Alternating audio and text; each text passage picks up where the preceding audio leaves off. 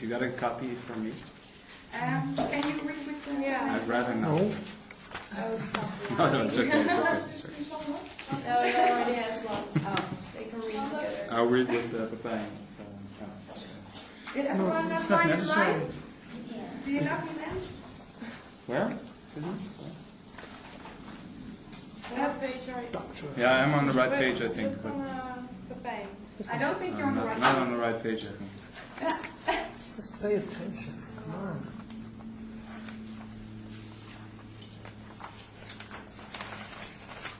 But you can continue, we'll hand it ourselves. Patricia, would you like to? Farther. Other way. Do you love me then? She asked. Thanks. He only stood and stared at her, fascinated.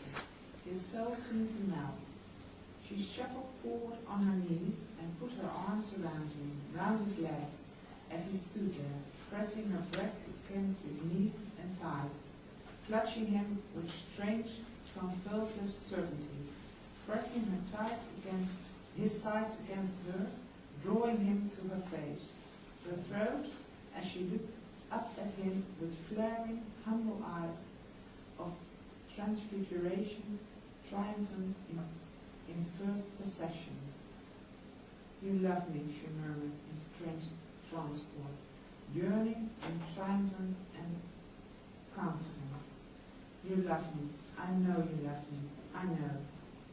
Okay, you can stop there. Pepijn? And she was passionately kissing his knees.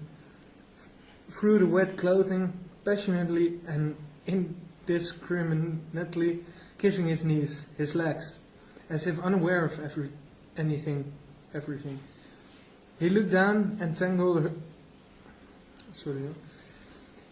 He looked down at the tangled wet hair, the wild, bare animal's shoulders. He was amazed, bewildered, and afraid. He had never thought of loving her. He had never wanted to love her. When he rescued and restored her, he was a doctor, and she was a patient. He had had no single personal thought of her.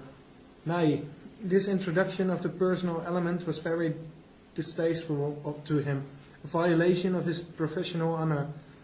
It was horrible to have her there embracing his knees. It was horrible. He revolted from it, violently, and yet, he had not the power to break away. Okay, thank you. Is it bewildered or bewildered? That's a good question. Bewildered, I think. Someone is just gone through bewildered. Okay. Why? Hmm? Bewildered. Yeah. The short B. And we're Fan water. In the dictionary it said bewildered. Yeah. Okay. I'm so good. Right. Well, Okay. that's for further. Okay, now this is the part where, Mabel, it's a very strange thing. She, kisses his knees, so it's, I think it's strange. But my question for you is, in this part, do you think Dr. Ferguson loves Mabel? No. Why?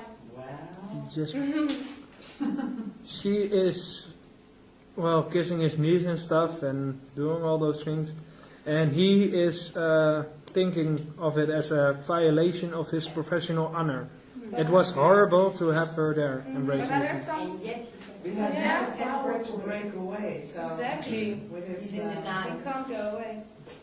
So Yes. it's He's confused. Yes. He doesn't know anymore.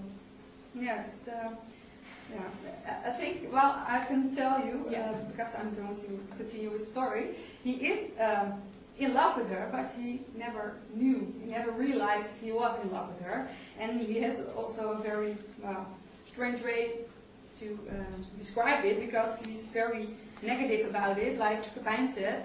He's, He looks at it as though he is in pain because he loves her. So it's a really negative way of describing feelings for someone. The whole story is a tiny bit negative. What is the word revolted means? Right. Revolt is dat je er helemaal van vol bent dat je het ook vies vindt. Disgusting. Yeah, disgusted, Yeah. something like that. A bit worse. Okay, well, next in the story This sounds like is they are both have wet clothes, so they change, and then Dr. Ferguson realizes he has to go back to the surgery, and then we're going to read the last part of. Oh. Okay. Yes. Okay. But the end, yeah, it's well, in the end, he says he has to leave, and she's like, oh no, do you really have to leave? And he says, yes, I have to leave. And then she suddenly says, oh, I'm awful, I'm horrible, I'm so ugly, and she felt all these negative things about herself. I don't know where it comes from, because I also think it's a strange word. And then he says, don't be silly, and I'll marry you tomorrow if I have to. So they decide to get married.